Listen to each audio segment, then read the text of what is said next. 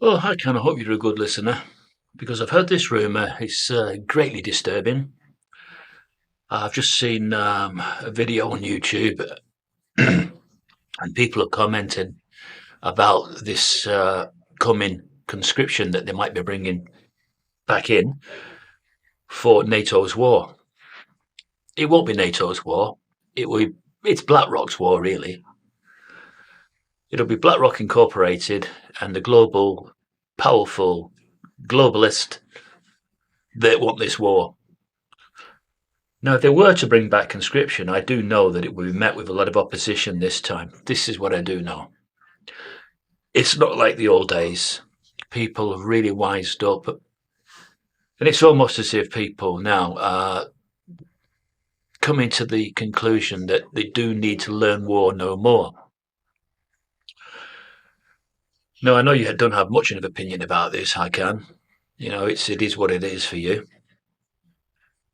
But if you were asked, or if you were forced, would you actually fight for your country? Because there's a lot of people at the moment said that why should they fight for their country when they don't even look after the aging veterans? They see the aging veterans who have left the British Army have ended up with no home and no future, and they've been living on the streets. So when you hear things like that, it doesn't instill you with confidence to ever fight for your country. Plus, the added factor is that we've got two wars going on at the moment, one with Russia and Ukraine, with American and British help, and then we've got the one with Israel and against Palestine again. I'm sorry to say, again, with American and British help. Anglo-America, the current world power, they're still in place. China and Russia have not dethroned them yet. And maybe there will be some truth in the fact that this is the last human world power. Now, if that's the case, why would you fight for them if they're going to go down anyway? When they're going to go down to a more powerful source than China and Russia, they're going to go down, aren't they, to what is probably likely to be a non-human source,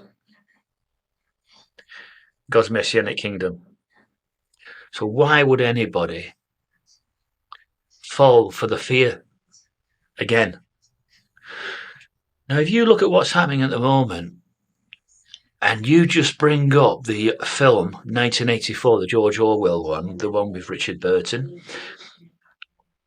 I want you to spot some remarkable similarities between the phony war that he figured out in the film, the one that kept everybody in fear, incessantly kept them in fear, and what's happening at the moment with these two wars that's keeping people in fear.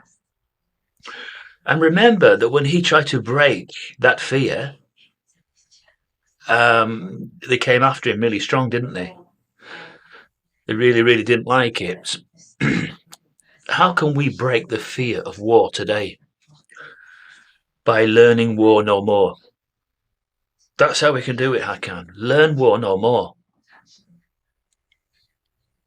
But is that ever going to happen left to man's devices? Well, the answer is no. That's why we need something better. So all I'm going to say is, if conscription comes in, I think you'll have more people turning it down and rejecting fighting for their country than has ever been known in the history of any war. But this is NATO's and BlackRock's war. It's them that want the war. Anyway, you don't want to hear all this coming from me sounding off and ranting about this. Let's hope you never have to fight. Keep things in their rightful place, eh? It's all right to be passionate about sport, but it's very difficult to be passionate about fighting for your country when you know it's another phony war.